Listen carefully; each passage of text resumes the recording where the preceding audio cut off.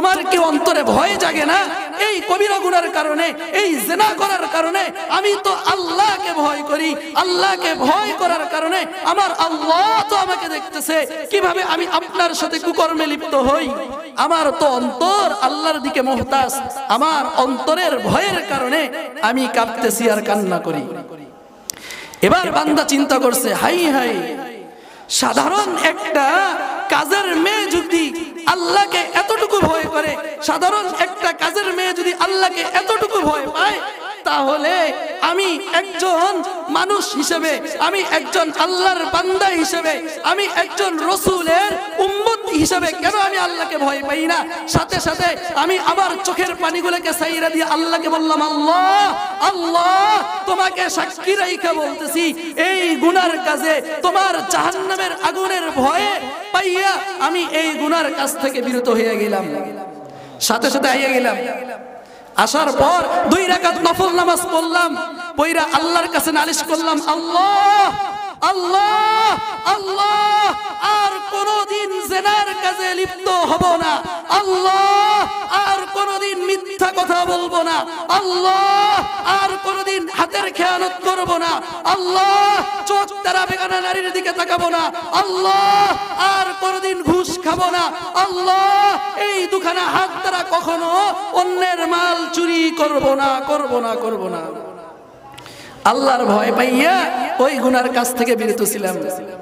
এবার হুজুর কয়, মাশাআল্লাহ, তোমার বউ তালাক হয় নাই। তোমার বউ কি হয় নাই? তালাক হয় নাই। এবার বলতেছে, হুজুর সমাজে যাব, যাওয়ার পর আমাকে জিজ্ঞাসা করবে যে তুমি কোন হুজুরের থেকে মাসআলা নিয়ে আসছো, যে তোমার বউকে তুমি বললা আমি যদি জাহান্নামী হই তাহলে তুমি 3 তালাক, তোমাকে হুজুরে ফতোয়া দিয়েছেন তোমার বউ 3 তালাক হয় নাই, তাহলে দলিলটা একটু কষ্ট কইরা লিখা দেন। ওই বুজুর্গ, ওই হক্কানি আলেম দলিল হিসেবে দিছে, ওয়া আম্মা মান খাফা মাকামা রাব্বিহি ওয়া নাহান নাফসা আনিল হাওয়া ফাইনাল জান্নাতা হিয়াল মাওয়া। দলিল হিসেবে লিখে দিছে। দলিল কি জানেন? ওই আলেম বলে 45 জামাত না ছেড়ে দিবেন, ছেড়ে দিবেন, আমারে বলছে আর কি 40 পর্যন্ত, আর 5 মিনিট আছে। ওই আলেম বলে তোমার বউ তালাক হয় নাই। দলিল কি জানো? দলিল হইল সূরাতুন নাজিয়াতের 21 নম্বর আয়াত, ওয়া আম্মা মান খাফা মাকামা রাব্বিহি ওয়া নাহান নাফসা আনিল হাওয়া। তোমার মন গুনার কাজে লিপ্ত হইতে চাইছে, তোমার মন কুকর্মে লিপ্ত হইতে চাইছে, তোমার মন জিনার কাজে লিপ্ত হইতে চাইছে, তুমি আল্লাহকে ভয় কইরা তোমার মনটাকে ফিরাইয়া আল্লাহর দিকে মুতাওয়াজ্জু হইছো, আল্লাহর দিকে ফিরে আসছো। আল্লাহকে ভয় করার কারণে তুমি গুনার কাজ করো নাই। আর আল্লাহ বলে, যেই বান্দাটা আমার প্রতি ভয় রাইখা গুনার কাজ থেকে বিরত রাখে, আমি আল্লাহ বলি, আমি আল্লাহ বলি, আমি আল্লাহ বলি, ফা ইন্নাল জান্নাতা হিয়াল মাওয়া। তুমি যখন এই গুনার কাজ থেকে আল্লাহকে ভয় কইরা ফিরে আসছো, সাথে সাথে আল্লাহ ঘোষণা দিয়ে দেয়, তুমি হইলা জান্নাতি লোক, জান্নাতি লোক। আমানতের হেফাজত করা, আমানতের হেফাজত করা, আমানতের হেফাজত করা। আল্লাহর রাসূল বলে, ও আবু হুরায়রা, তুমি যদি আমানতের হেফাজত করতে পারো, তুমি যদি আমানতের হেফাজত করতে পারো, কাল কিয়ামতের দিন আমি রাসূল সাক্ষী দিয়া তোমাকে আমার সাথে জান্নাতে নিয়ে যাব। আমানতের হেফাজত করা, বলেন 1 নাম্বার কি ভাই? আমানতের হেফাজত করা। এবার আমরা আমানতের হেফাজত বলতে বুঝি কি? আমানতের হেফাজত বলতে বুঝি, আমি আপনার থেকে 500 টাকা ধার নিলাম, 500 টাকা ধার নেওয়ার পর আপনাকে বললাম, চাচা আপনাকে 1 মাস পরে 500 টাকা আপনাকে আমি ফিরাইয়া দিব। যদি আমি 500 টাকা 1 মাস পরে ফিরাই দিতে না পারি, তাহলে আপনি বলবেন হুজুরটা আমানতদারি রক্ষা করতে পারে না, হুজুরটা আমানতের খেয়ানতকারী, হুজুরটা বলছে যে 1 সপ্তাহ পর টাকাটা ফিরাই দিবে, কিন্তু ফিরাই দেয় না, উনি আমানত রক্ষা করে না। এটার ভিতরেই আমানত সীমাবদ্ধ না।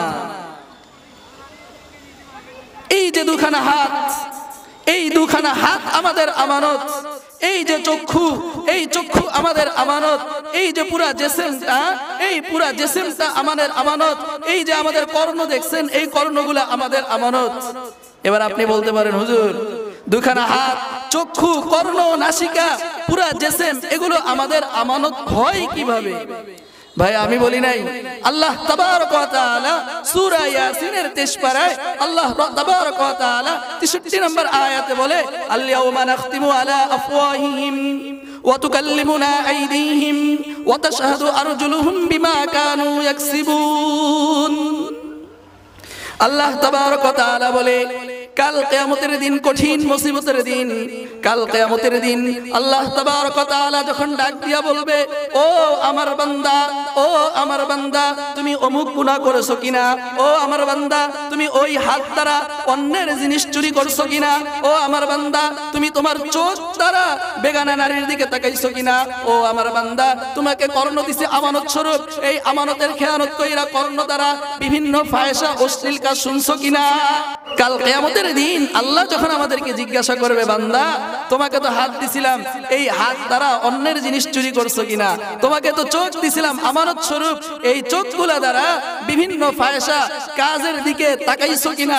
বেগানা নারীর দিকে তাকাইছো কিনা? বান্দা বলবে, আল্লাহ না, আমি এমনটা করি নাই, আমি এমনটা করি নাই, আমি এমনটা করি নাই। আল্লাহ বলবে, আমি জানি তুমি আজকে তো এমনই বলবা, এমনই বলবা। এই কারণে আল্লাহ তাবারক ওয়া তাআলা আল ইয়াউমা নাখতিমু আলা আফওয়াহিহিম, আল্লাহ তাবারক ওয়া তাআলা বলে, তোমার জিহ্বাটাকে, তোমার জবানটাকে আমি আজকে মোহর আইটা দিলাম, আজকে মোহর মাইরা দিলাম, তোমার জবান কথা বলতে পারবে না। আল্লাহ তাবারক ওয়া তাআলা হাতকে বলবে, হাতকে বলবে, হাত কথা বলো, হাত কথা বলবো। তখন সাথে সাথে আল্লাহ তাবারক ওয়া তাআলার আদেশ পাইয়া হাত বলবে, ওয়া তুকাল্লিমুনা আইদিহিম, হাত কথা বলবে, আল্লাহ আল্লাহ। এই হাতগুলো আপনি আপনার বান্দাকে নিয়ামত স্বরূপ দিবেন, কিন্তু এই নিয়ামত রক্ষা না কইরা এই হাত দ্বারা অন্যের জিনিস চুরি করছে, এই হাত দ্বারা ব্যবসার ক্ষেত্রে মালকে ওজনে কম দিছে, এই হাতকে আমানত স্বরূপ দিবেন আপনি, এই হাতকে সে অমান্য কাজে ব্যবহার করছে। আল্লাহ আল্লাহ, এই হাতকে অমান্য কাজে ব্যবহার করার কারণে তার আপনি বিচার করেন। চোখ দিয়ে কথা বলবে, চোখ খুলে কথা বলবে, আল্লাহ আল্লাহ।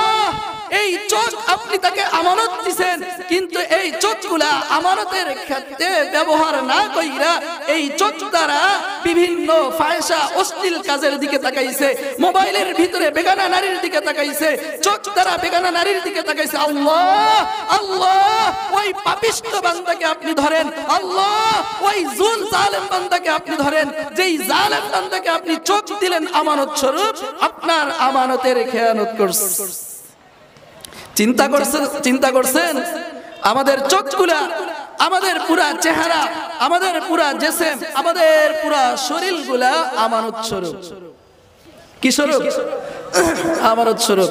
যদি আমরা এগুলো রক্ষা করতে না পারি, কাল কিয়ামতের দিন আল্লাহ তাবারক ওয়া তাআলার দরবারে আমাদেরকে দাঁড়াতে হবে, আর আল্লাহ তাবারক ওয়া তাআলা প্রত্যেকটার জাররা জাররা পরিমাণ আমাদের থেকে হিসাব নিবে।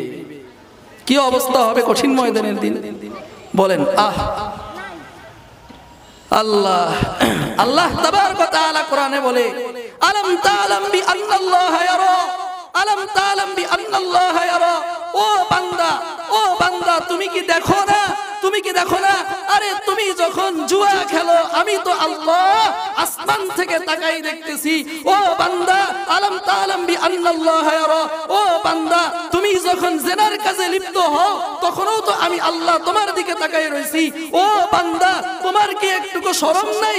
ও বান্দা, তুমি এত নিমক হারাম মহিলা কেমনে? আরে বান্দা, তুমি যখন জিনার কাজে লিপ্ত হও, বিভিন্ন ফায়সা অশ্লীল কাজের ভিতরে লিপ্ত হও, তখনও তো আমি আল্লাহ, আমার নাম তো আল্লাহ, আমার নাম তো রহমান, আমার নাম তো রহিম, আমার নাম তো গফফার, তখনও আমি ওই গুনার কাজেও তোমাকে শ্বাস নিঃশ্বাসের অনুমতি দিয়ে দেই। তুমি কি দেখো না আমি চাইয়া রইছি? তুমি কি দেখো না আমি তাকাইয়া রইছি? আলাম তা'লাম বি আন্নাল্লাহা ইয়ারা। তুমি কি দেখো না তুমি যখন গুনার কাজে লিপ্ত হও, তখনও আমি আল্লাহ তোমার দিকে তাকাইয়া রইছি। বান্দা, কেমন ভাবে তুমি এত নিমক হারাম হইলা? কিভাবে তুমি গুনার কাজে লিপ্ত হইতে পারো?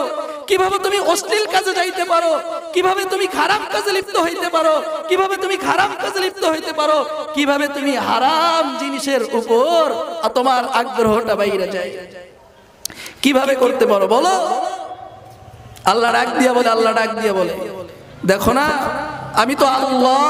আরে বান্দা, আমার নাম হইল রহমান, আমার নাম হইল রহিম, আমার নাম হইল গফফার। আমি জানি শয়তান তোমাদেরকে ধোঁকা দিবে, শয়তান তোমাদেরকে ডান দিকে ধোঁকা দিবে, আমি জানি শয়তান তোমাদেরকে বাম দিকে ধোঁকা দিবে। আরে বান্দা, আমি তো জানি শয়তান তোমাদেরকে সামনের দিক থেকে ধোঁকা দিবে। আরে বান্দা, আমি তো জানি শয়তান তোমাদেরকে পিছনের দিকে ধোঁকা দিবে। তবে জানো, আমার যে রহমান নাম, আমার যে রহিম নাম, আমার যে গফফার নাম, আমার যে গফুর নাম, স্পেশাল একটা পাওয়ার দিয়া রাখছি তোমাকে। তুমি কেন ভুইলা গেইলা?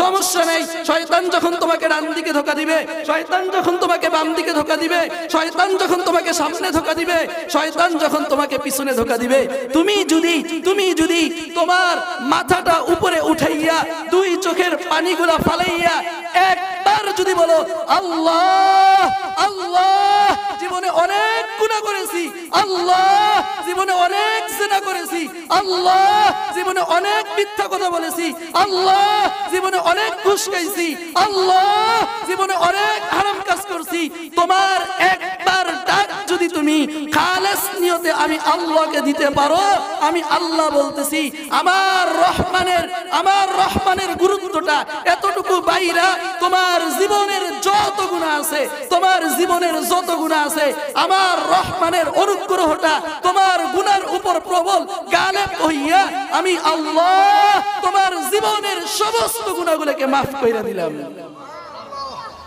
চিন্তা করছেন? শুধু এতটুকুই না, আল্লাহ তাবারক ওয়া তাআলা কোরআনে বলে, সূরাতুন নাজিয়াতের 21 নম্বর আয়াতে আল্লাহ বলে, ওয়া আম্মা মান খাফা মাকামা রাব্বিহি ওয়া নাহান নাফসা আনিল হাওয়া। আমি আল্লাহকে ভয় করো, আমি আল্লাহকে ভয় করো, ভয় কইরা গুনার কাজ থেকে বিরত থাকো। নিজের মন চাই, জিন্দেগি যা চায় ওগুলোর থেকে যদি বিরত থাকতে পারো, তাহলে কি হবে জানো? তোমাদের জন্য সুসংবাদ, ফা ইন্নাল জান্নাতা হিয়াল মাওয়া। এক লোক বাজার থেকে বাড়িতে আসছে, বাড়িতে আইসা স্ত্রীর সাথে ঝগড়া লাগছে।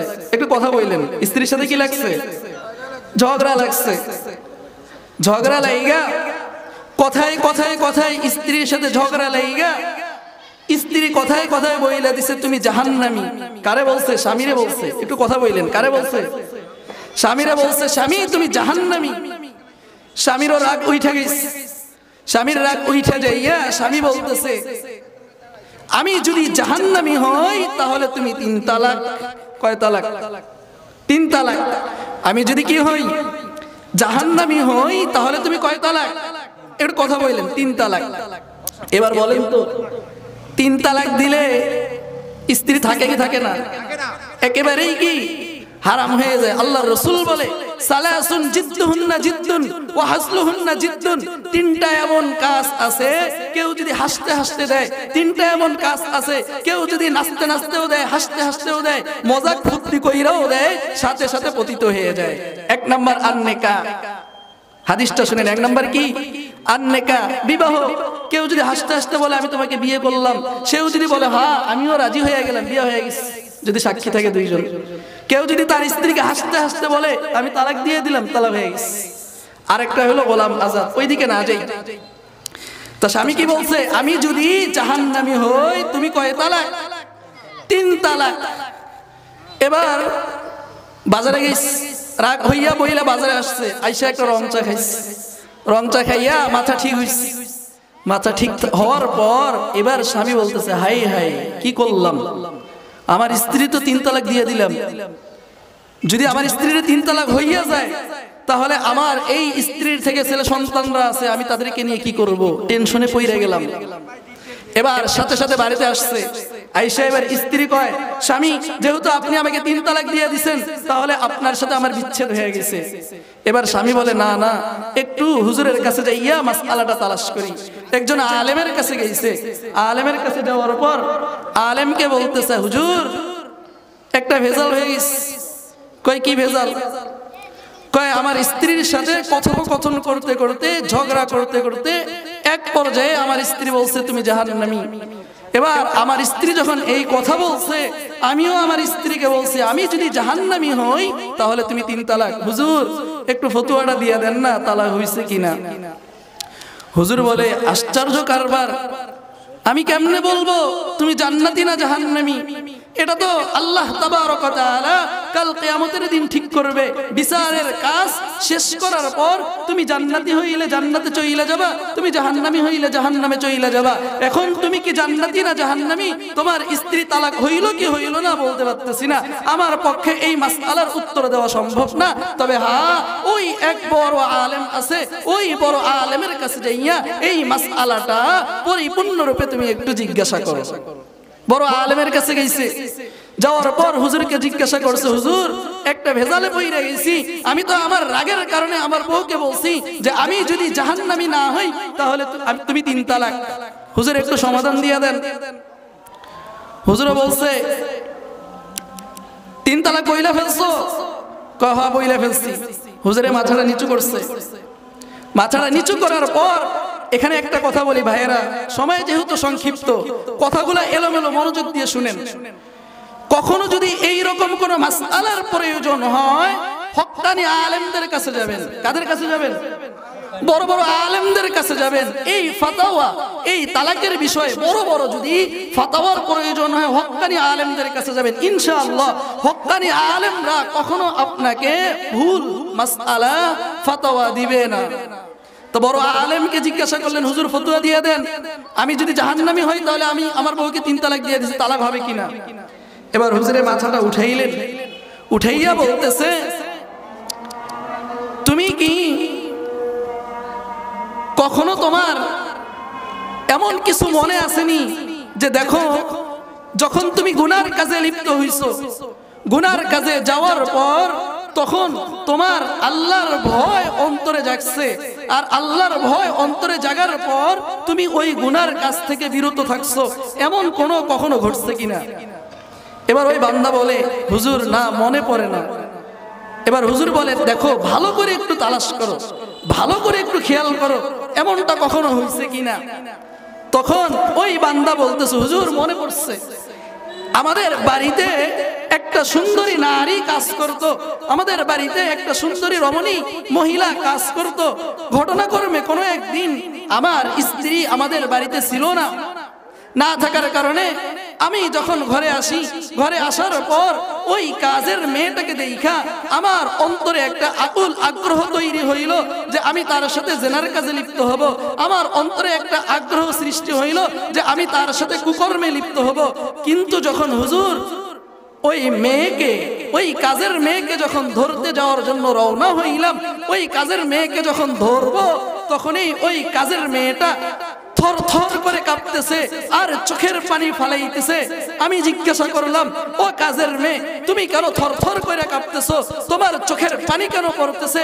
কাজের মেয়ে বললেন, মালিক তুমি কি জানো না, তুমি কি জানো না এই কুকর্ম করার কারণে জেনার গুনাহ হয়, এই কুকর্ম করার কারণে কবিরা গুনাহ হয়, আর এই কবিরা গুনার কারণে কাল কিয়ামতের দিন, কঠিন মুসিবতের দিন আল্লাহ তাবারক ওয়া তাআলা না জানি আমাকে জাহান্নামের আগুনে নিক্ষেপ করে।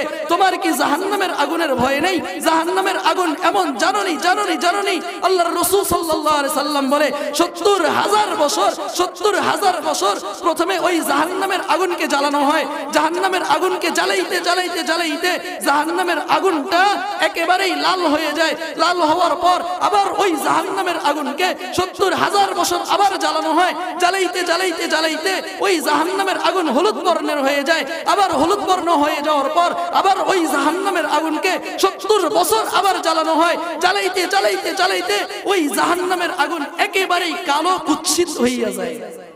মালিক তোমার কি অন্তরে ভয় জাগে না? এই কবিরা গুনার কারণে, এই জিনা করার কারণে আমি তো আল্লাহকে ভয় করি। আল্লাহকে ভয় করার কারণে আমার আল্লাহ তো আমাকে দেখতেছে, কিভাবে আমি আপনার সাথে কুকর্মে লিপ্ত হই। আমার তো অন্তর আল্লাহর দিকে মুহতাজ। আমার অন্তরের ভয়ের কারণে আমি কাঁদতেছি আর কান্না করি।